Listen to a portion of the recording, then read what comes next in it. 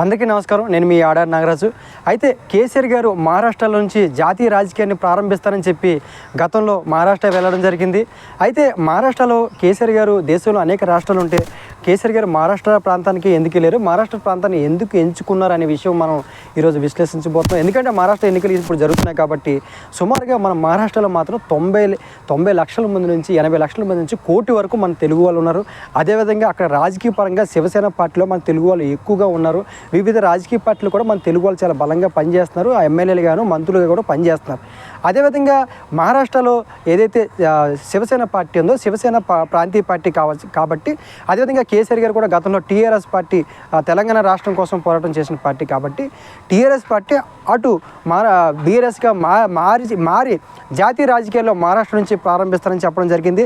అదేవిధంగా తెలుగు వాళ్ళు ఎక్కువ ఉన్న ముంబై దగ్గరలో ఉన్న సోలాపూర్లోనే కేసీఆర్ గారు భారీ బహిరంగ సభ ఏర్పాటు చేయడం జరిగింది. అయితే కేసీఆర్ గారు ఏదైతే మహారాష్ట్ర ఎన్నికల్లోకి వెళ్తాను అనడానికి ఇవన్నీ కూడా కారణంగా మనం చెప్పుకోవచ్చు.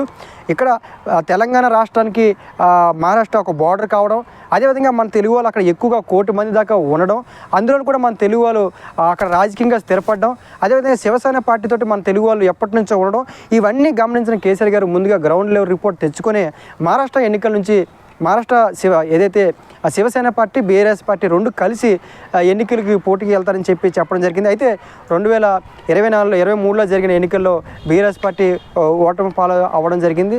దాని తర్వాత కేసీఆర్ గారు ఆ యొక్క విషయాన్ని విరమించుకోవడం జరిగింది. ఒకవేళ నిజంగా లేకపోయినట్లయితే మాత్రం మళ్ళీ కేసీఆర్ గారు 2023 ఎన్నికల్లో మళ్ళీ తెలంగాణలో గెలిచినట్లయితే మాత్రం ఖచ్చితంగా శివసేన పార్టీతో కలిసి జాతీయ రాజకీయాల్లో కేసీఆర్ గారు కీలక పాత్ర పోషించేందుకు మహారాష్ట్ర రాష్ట్రాన్ని వేదిక తీసుకొని ఆయన తన యొక్క జాతీయ రాజకీయాన్ని ప్రారంభించే అవకాశాలు ఉండేవని కూడా మనం చెప్పుకోవచ్చు. కాబట్టి 2023లో కేసీఆర్ గారు ఓడిపోవడం జాతీయ రాజకీయాల నుంచి కేసీఆర్ గారు తాత్కాలికంగా విరమించారని మనం చెప్పుకోవచ్చు. ఎందుకంటే భవిష్యత్తులో ఎలా ఉంటుందో మనకి తెలియదు కాబట్టి కేసీఆర్ గారు మహారాష్ట్ర నుంచే ఎందుకు జాతీయ రాజకీయాలకు వెళ్ళడానికి మొగ్గు చూపారు అనే అంశం మీద మనం అక్కడ గ్రౌండ్ లెవెల్లో కూడా చాలామందిని అడిగి తెలుసుకుంటే కూడా అదే విషయాన్ని చెప్పడం జరిగింది. మన తెలుగు వాళ్ళకి ఒక ప్రాంతీయ పార్టీ లేదు, రాజకీయపరమైన ఒక వేదిక లేదు కాబట్టి ఖచ్చితంగా బీఆర్ఎస్ పార్టీ అప్పుడు ఆ రోజు వెళ్ళి స్థిరపడి ఉంటే ఖచ్చితంగా ఈసారి ఎన్నికల్లో ఏంటంటే ఆ ప్రాంతీయ పార్టీ శివసేన పార్టీతో కలిసి అటు బీజేపీ పార్టీ మీద కేసీఆర్ గారు పోరాటం చేసే అవకాశాలు చాలా ఎక్కువ ఉండే. ఏదేమైనా మాత్రం మహారాష్ట్ర నుంచే కేసీఆర్ గారు జాతీయ రాజకీయాన్ని ప్రారంభిస్తారు అని అనడానికి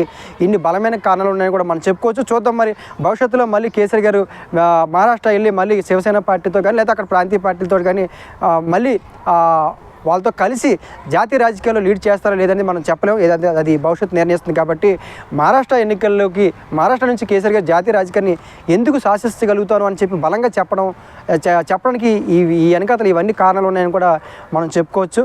కాబట్టి ఏ రాజకీయ నాయకుడైనా కానీ లేకపోతే ఏ వ్యక్తి అయినా సరే ఒక రాష్ట్రం నుంచి పోటీ చేస్తానంటే గ్రౌండ్ లెవెల్లో సంబంధించిన అనేక రిపోర్ట్స్ తెలుసుకొని మన వాళ్ళు ఓట్ బ్యాంకింగ్ అంత ఉందా లేదని తెలుసుకొని మాత్రమే విశ్లేషణ చేస్తారు. విశ్లేషణ చేసుకున్న తర్వాతనే అక్కడ పొజిషన్లోకి వెళ్ళడం జరుగుతుంది. కాబట్టి కేసీఆర్ గారు చాలా దూరదృష్టితో ఆలోచించారు. అదేవిధంగా గ్రౌండ్ రిపోర్ట్ కూడా తెలుసుకున్నారు. కాబట్టి కేసీఆర్ గారు మహారాష్ట్ర ఎన్నికల్లో శివసేన పార్టీతో కలిసి బీజేపీ మీద పోరాటం చేస్తారని కూడా చెప్పడం జరిగింది. కాబట్టి కేసీఆర్ గారు మహారాష్ట్ర నుంచి ఎందుకు ప్రారంభించారనే విషయం మీ అందరికీ ఈరోజు నేను బహిర్గతం చేయడం జరుగుతుంది. కాబట్టి ఒకసారి మహారాష్ట్రలో జరుగుతున్న ఎన్నికల్లో తెలుగు వాళ్ళు శివసేనకు కానీ లేకపోతే బీజేపీ పార్టీకి కానీ వివిధ పార్టీలకు వేసినా సరే ఈసారి మాత్రం తెలుగు వాళ్ళకంటూ ఒక పార్టీ లేదు. కాబట్టి అంటే బీఆర్ఎస్ పార్టీ ఉండుంటే ఖచ్చితంగా బీఆర్ఎస్ పార్టీతో కలిసి శివసేన పార్టీతో కలిసి వెళ్ళేవాళ్ళు.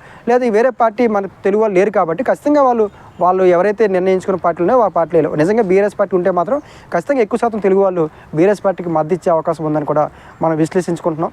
Thank you.